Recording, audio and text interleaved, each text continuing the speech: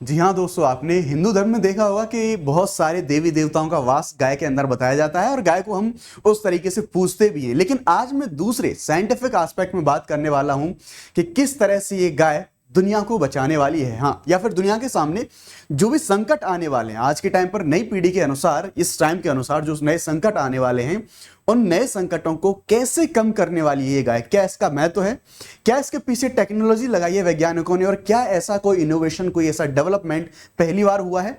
इन सारी चीजों के बारे डिटेल में हम बात करेंगे। इस पूरा हमारा जो वीडियो होने वाला है बहुत इंटरेस्टिंग वीडियो होगा, वीडियो को अंत तक जरूर देखिएगा। लेकिन उससे पहले आप सभी लोगों के लिए अनअकैडमी की तरफ से कुछ जो इंपॉर्टेंट घोषणाएं हैं उन घोषणाओं के बारे में बात कर लेते हैं। अनअकैडमी के द्वारा हमारे सभी प्लस कोर्सेज पर आपको 60% ऑफर देखने को मिल जाएगा। लेकिन बड़ी बात यह है, ये जो ऑफर है ये लिमिटेड टाइम के लिए, ध्यान रखना होगा आपको। ये जो ऑफर है ये हमारा जो आज ही, यानी कि जो कल तक ये ऑफर है, कल तक ये ऑफर खत्म हो जाएगा। आज और कल तक का आपके सामने जो टाइम है, ये जल्दी से जल्दी ये आपकी जो भी ऑफर है इनको अवेल करने के लिए आप जो आपकी जो प्रोसीडिंग है उन सारी चीजों को कर सकते हैं। 60% ऑफर है, उसके साथ साथ अश्योर्ड सक्सेस का क्या मतलब है ये भी मैं आपको बताऊंगा। लेकिन उससे पहले आप समझने की कोशिश कीजिए इसके जो फीचर्स हैं। जैसे आप देखेंगे 70+ सिलेक्शंस हमें देखने को मिले लास्ट ईयर हमारे, उसके साथ complete GS CSAT test series हमें देखने को मिली है, अनलिमिटेड एक्सेस हमें देखने को मिलेगा, मेंस टेस्ट सीरीज इवैल्यूएशन के साथ डाउट सॉल्विंग सेशन और 1-to-1 मेंटरशिप, ऐसी सारी चीजें हमें देखने को मिलती हैं हमारे इन बैचेस में। उसके अलावा अगर आप 12 महीने के लिए अवेल करना चाहते हैं 23,499 इसमें आप अवेल कर सकते हैं। उसके बाद अगर आप 18 महीने का अवेल करते हैं तो 24, ये जो 24,999 में आप इसे अवेल कर सकते हैं। लेकिन जब आप 18 महीने से ज्यादा का अवेल करेंगे तो ध्यान रखना, आपको अश्योर्ड सक्सेस का जो एक कमिटमेंट है वो अनअकैडमी की तरफ से दिया जाता है। क्या है ये अश्योर्ड सक्सेस? मान लीजिए आपने 2018 जो 18 महीने का आपने कोर्स लिया और 2026 में आप एग्जाम देने वाले हैं। अनलकीली अगर आपका एग्जाम सक्सेस नहीं हो पाता, आप क्वालिफाइड नहीं हो पाते, तो अनअकैडमी आपको 1 ईयर का वैलिडिटी का जो एक्सटेंशन है ये प्रोवाइड कराएगा। अब इसके लिए कुछ शर्तें हैं, वो जरूरी आपके लिए जानना, वो शर्तें जान लीजिए। उन शर्तों में प्रमुख है कि आपको एडमिट कार्ड दिखाना होगा, 400 वर्ड्स आ रहे हैं ये आपको ऐप पे कंप्लीट कर लेने चाहिए। प्रीलिम्स मेंस की जो टेस्ट सीरीज है, ऐसी जो कुछ कंडीशंस है, मेन ये कंडीशंस आपको फुलफिल करनी होंगी, तभी जो आप जो है 1 ईयर का जो एक्सटेंशन है उसे आप अवेल कर पाएंगे।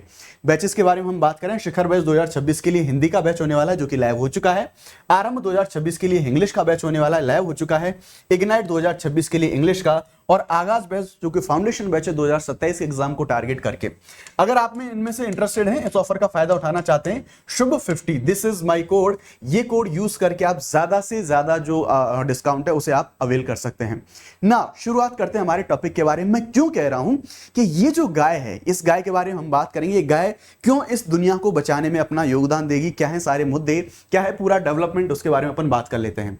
दरअसल नासा ने कुछ समय समय पर नासा हमें डेटा देता रहता है, तो नासा के कुछ डेटा के अनुसार हम जानते हैं जो मीथेन गैस होती है वो ग्रीन हाउस गैस होती है, यानी कि ग्रीन हाउस गैसेस वैसी गैसेस जो कि ग्लोबल वार्मिंग में, यानी कि वैश्विक तापमान में, पृथ्वी का तापमान बढ़ाने में अपना योगदान देते हैं। तो जो हमारी मीथेन है, नासा से जुड़े वैज्ञानिक पर्यावरण की क्षति में गायों को जिम्मेदार मान रहे हैं। असल में जो गायें हैं उनकी डकार लेने से जहरीली मीथेन गैस है, वो जो मीथेन गैस है वो जो निकलती है उनके अंदर से जब वो डकार ले रहे होते हैं, ठीक है। तो गायों की डकार से निकलने वाली जो जहरीली मीथेन गैस है ये ग्रीन हाउस गैस है, यानी कि वही गैस जिसके माध्यम से ग्लोबल वार्मिंग होता है, हमारा पर्यावरण गर्म होता है।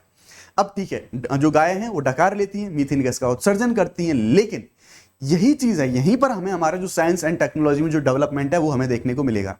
दरअसल साइंटिस्ट ने ऐसी गाय बनाई है, यानी कि हम देखेंगे स्कॉटलैंड में ऐसी गाय का निर्माण किया है, डेवलपमेंट कराया है साइंटिस्ट के द्वारा। उन्होंने उनके जीन में चेंजेस करे हैं।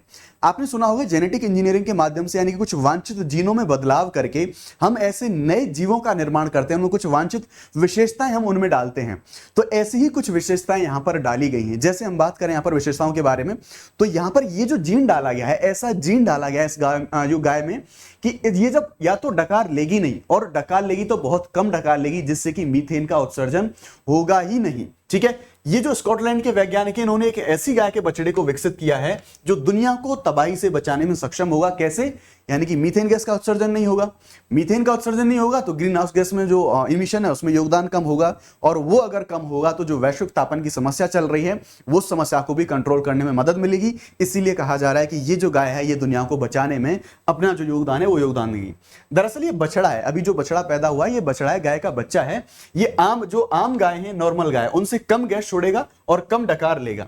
वैज्ञानिकों ने गाय के इस बछड़े को नाम दिया है हिल्डा। नाम को याद रख लेना, हिल्डा इसका नाम है, ठीक है।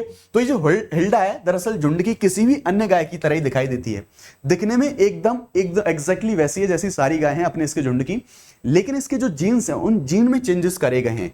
इसके जीन को इस तरह से संशोधित यानी कि मॉडिफाई करा गया है कि वो डकार लेने से खुद को रोक सके, यानी कि वो डकार ना ले, ऐसे उसके जीन्स बनाए गए हैं ताकि मीथेन का जो इमिशन है वो इमिशन ना हो पाए।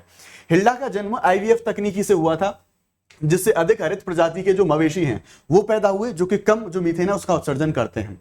आईवीएफ के प्रयोग से हिल्डा का जन्म पारंपरिक प्रजनन तकनीकों के प्रयोग की तुलना में 8 महीने पहले हुआ है। हिल्डा डम्फ्री स्थिति लैंग हिल झुंड का हिस्सा है, जिसका अध्ययन आधी सदी से जो वैज्ञानिक हैं वो अधिक समय से ये जो इसका स्टडी है, इसका रिसर्च स्टडी किया जा रहा है। दरअसल हिल्डा के बारे में बात करें तो हिल्डा बछड़े को लैंगहिल हर्ड में विकसित किया गया। इसकी स्थापना पहली बार 1970 के दशक से प्रारंभ हुई थी। यह दुनिया की सबसे लंबे समय से चल रही पशुधन जो आनुवंशिकी परियोजनाएं जो प्रोजेक्ट हैं उनमें से एक, यानी कि लंबे समय से जो वैज्ञानिक हैं ऐसे मवेशी ऐसा पशुधन बनाने की कोशिश कर रहे थे जो कि कम मीथेन का उत्सर्जन करे, ताकि जो ग्रीन हाउस गैसेस में उनका योगदान है वो योगदान कम से कम हो, ठीक है। एक गाय, यहां पर कुछ डेटा दिया गया है कि यानी कि जो देखो ये इमेज है हिल्डा की, आप इमेज देख सकते हैं। यहां पर बात करी जा रही है कि एक जो गाय है वो गाय कितना योगदान देती है मीथेन का उत्सर्जन करने में। एक गाय हर साल लगभग 154 से 264 पाउंड जो मीथेन है ये मीथेन उत्सर्जित करती है। मीथेन एक शक्तिशाली ग्रीन हाउस गैस है, हम लोग जानते हैं। कई बार हमारे एग्जाम में ये पूछ लिया जाता है कि निम्न में से ग्रीन हाउस गैस या फिर मीथेन के उत्सर्जन के स्रोत कौन से हैं, और एग्जाम में कई बार ये क्वेश्चन पूछा गया है कि पशुपालन यानी कि जब पशु जुगाली करते हैं तब वो मीथेन का उत्सर्जन करते हैं, डकार लेते हैं तब। धान के खेत, कई बार ऐसे ऑप्शंस देखने को मिल जाते हैं हमें, तो ये हमारे एग्जाम में भी यहां से क्वेश्चन पूछे जाते हैं। तो अगर ऐसा हिल्डा का जन्म हुआ है तो डेफिनेटली इन चीजों में कमी देखने को मिलेगी। ये 20 से ज्यादा वर्षों से कार्बन डाइऑक्साइड की तुलना में पर्यावरण के लिए 80 गुना ज्यादा हानिकारक पाई गई है। जैसा हम जानते हैं कि मीथेन जो ग्लोबल वार्मिंग में इसका जो कंट्रीब्यूशन है बहुत ज्यादा, हालांकि मात्रा के तो नहीं, लेकिन इसकी जो तीव्रता है वो हमें ज्यादा देखने को मिलेगी, ठीक है ना। कूल काउज प्रोजेक्ट क्या है, जिससे संबंधित जो हिल्डा है, हिल्डा को जिस प्रोजेक्ट के द्वारा बनाया गया है। कूल काउज का मतलब यही है कि ऐसी गायें बनाना जो कि कूल यानी कि जो ग्रीन हाउस गैस में उनका जो इमिशन है उनमें जो योगदान है उस योगदान को कम से कम दें। अब हम बात करते हैं कूल काउज परियोजना। इसका उद्देश्य अत्यधिक मीथेन कुशल बछड़े हैं, इनका केंद्र स्थापित करना है, जिसमें हिल्डा उनकी पहली बछिया होने वाली है। इसका जन्म आईवीएफ तकनीकी, हम जानते हैं आईवीएफ के माध्यम से अब तक देखें तो मानवों में बच्चे पैदा करने में सॉरी काफी ज्यादा जो एडवांस ये टेक्नोलॉजी रही है, काफी पुरानी टेक्नोलॉजी भी हो गई है। तो अभी अपन देखते हैं कि जो आईवीएफ तकनीकी है इसके माध्यम से जो हिल्डा है इस हिल्डा को अभी पैदा करवाया गया है। तो हिल्डा की मां से जो अंडे थे, इन अंडे के जो विशेष रूप से जो चयनित सांड थे, उन सांडों के जो शुक्राणु थे उनको लिया और उनको निषेचित करा के आईवीएफ टेक्नोलॉजी के माध्यम से जो हिल्डा है इस हिल्डा का जो जन्म है वो जन्म करवाया गया। ना अब इससे रिलेटेड कुछ हमारे साइंस एंड टेक्नोलॉजी में हमें कुछ और डेवलपमेंट भी देखने को मिलते हैं। कौन कौन से और क्या डेवलपमेंट थे वो? तो वो डेवलपमेंट थे दोस्तों कि क्लोनिंग टेक्नोलॉजी के माध्यम से हमने पहले भी कुछ ऐसे जीवों का विकास किया जो कि साइंस एंड टेक्नोलॉजी में काफी ज्यादा चर्चाओं में रहे थे। जैसे एग्जांपल के तौर पर एक ये क्वेश्चन आप यहां पर दीजिए, क्वेश्चन का जवाब आप सभी लोगों को कमेंट सेक्शन में देना है। क्लोनिंग तकनीकी के माध्यम से बनाया गया जीव डॉली। डॉली कौन सा जीव था? गाय थी, भैंस थी, भेड़ था या बकरी था? इसका आपको सही आंसर देना है कमेंट सेक्शन में। ना अगर आप लोग यूपीएससी सीएससी के लिए प्रिपेयर कर रहे हैं तो आप लोग जानते हैं हिंदी और इंग्लिश मीडियम में एक जो बड़ा गैप है वो बड़ा गैप क्रिएट होता है द हिंदू न्यूज़पेपर एनालिसिस के माध्यम से। यानी कि जो हिंदी मीडियम वाले अभ्यर्थी हैं वो हिंदू न्यूज़पेपर, उसकी जो लैंग्वेज है बहुत ज्यादा टफ होती है, उसको पढ़ने में कैपेबल नहीं होते। इसी गैप को फिल करने के लिए हम लेके आए हैं इसी चैनल पर सुबह 9 बजे the Hindu newspaper analysis, free of cost. अगर आप देखें तो चीजें अवेलेबल हैं, जरूर इस इनिशिएटिव का आप लोग जरूर फायदा उठाएं, बिकॉज इस हिंदू न्यूज़पेपर एनालिसिस को मैं हिंदी लैंग्वेज में आसान भाषा में एग्जाम के लेवल का करंट के साथ स्टैटिक को लिंक करके, और जो अभी हमारा टॉपिक हम डिस्कस करते हैं उस डिस्कस वाले टॉपिक से यूपीएससी ने कैसे प्रीवियस ईयर में क्वेश्चन पूछा है उसको भी हम साथ के साथ डिस्कस कर रहे होते हैं। तो आप जरूर आएं, एक बार देखें, आप थोड़ा सा फॉलो करेंगे, एक हफ्ते आप करके देखिए, एक अच्छा जबरदस्त कॉन्फिडेंस आपको देखने को मिलेगा अपनी प्रिपरेशन में। उसी तरह से इंडियन पॉलिटी शाम को 4 बजे हम लोग कर रहे होते हैं। प्लीज आप लोग जरूर आइए, जरूर हमारे फ्री इनिशिएटिव का फायदा उठाइए। अगर आपको वीडियो अच्छा लगा है, अगर आपको इन्फॉर्मेशन अच्छी लगी तो प्लीज वीडियो को लाइक जरूर करें और क्वेश्चन का आंसर कॉमेंट सेक्शन में देना ना भूलें। Thank you very much. जय हिंद, लेट्स क्रैक इट।